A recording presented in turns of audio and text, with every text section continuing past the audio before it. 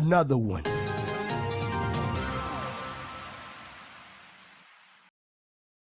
Put under a performance improvement plan program and going through a tough time. Need advice and words of encouragement. I have been working in software testing for 4 years in my current organization based out of India. After having a fairly successful stint in the manual QA team here, 7 months back, I shifted from manual QA to ETL testing. ETL stands for extract, transform, and load testing. Took an IJP, but there were no formal trainings given, no roadmaps for a new joinee.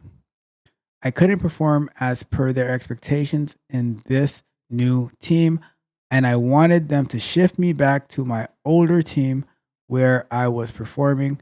Instead, I have been put under a PIP, performance improvement plan, which essentially means that I have close to 45 days to find a new job before they throw me out of this organization.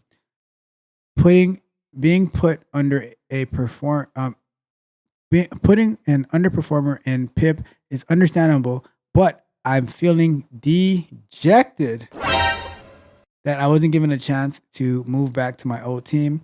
It seems unfair. Now I want to get a new job as soon as possible.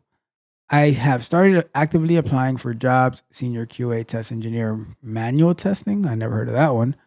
Total experience 9 years, of which 4 years in this current organization. Need some words of encouragement and some advice on how I can crack QA interviews as soon as possible. All right. So let's start our clock on that one. So, my first word of encouragement is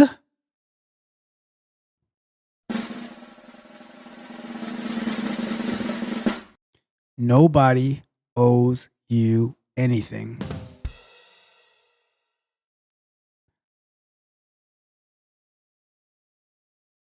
You're feeling dejected because you weren't given a chance to move back to your old team.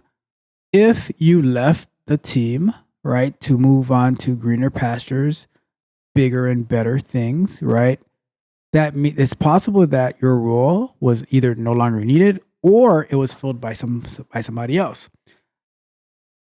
Now, if you, because you failed, because you didn't properly plan, right?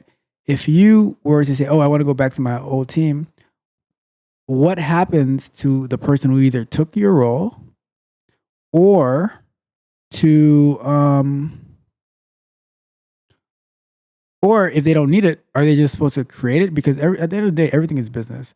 So it feeling unfair,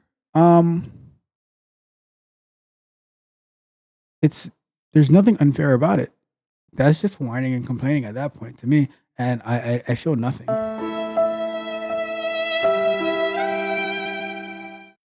You know, and here's the problem, right?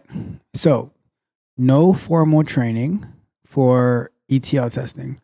Well, get this. About 2 years ago now? Yeah, like 2 years ago now, I was asked to, was it 2 years? No, it's like, what year are we in? We're in 2024, 2023. Yeah, like, so yeah, 2 years ago, right? Our data and analytics team was, they were replaced and with a contracting company, right? But there were still some ETL processes that they needed someone in house to maintain. So they asked me to maintain it, and I didn't really want to do it, but I was like, all right, I'll do it anyways, right? And what did I do when I needed to learn ETL testing? What did I do? I went online and I found a course for ETL. And I followed that course and I was able to do the job just fine, right? And I learned a lot doing ETL, you know? So if you were expecting to have formal training on ETL testing, or given a roadmap and stuff like that, and you weren't, well, you should have did what you had to do to get it elsewhere, and that way you wouldn't have to be placed under a PIP, right? I've never depended on my company to teach me anything, right? If I could leverage, if they had courses that I could leverage, great.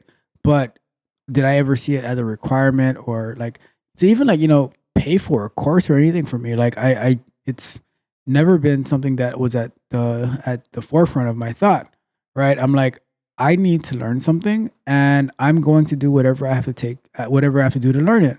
You know, so you being placed on a PIP, it's it's on you for not it's on you for not doing the necessary actions to learn how to properly do ETL testing. You left a job that you could have stayed in, right, as a manual QA, and then you went to something that you weren't prepared for. You didn't know what you were getting into, and now it bit you in the butt. You know, and usually, like with a PIP, it is like, oh, on the way out. But I've seen people who have improved on a performance improvement plan, right? But if you think that it's over for you, then it is what it is, right? But it's was it fair to your team when you left them for the ETL?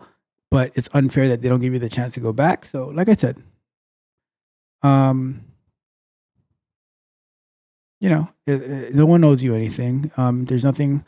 The only thing that's fair is the place that has the Ferris wheel, right, and all the rides and the scamming games and stuff like that. All right. I have never heard of a senior QA test engineer manual testing position. Maybe that's something in India. I don't know. But in your 9 years in testing, why didn't you learn automation testing? Like that's the obvious progression, Like I met somebody on this interview one time who was talking about how important they see manual testing because they've been doing it for like 30 years and stuff like that. But at the end of the day, like you gotta have forward progress. You gotta be able to keep up with everything that's happening. So I don't know that like you gotta do better. So yeah, that's my words of encouragement. Um, my words of encouragement are nobody owes you anything. You need to go out there and learn the necessary tools, like because you are you didn't do your job, right? Your job was to learn, whether it's from the company or on your own, but learn how to do your job, right? Learn what you're getting into before getting into it. See if that's what you really want to do, and are you going to put in the work to actually know how to do a good job? All right. So that is that one. Let's wrap that one up.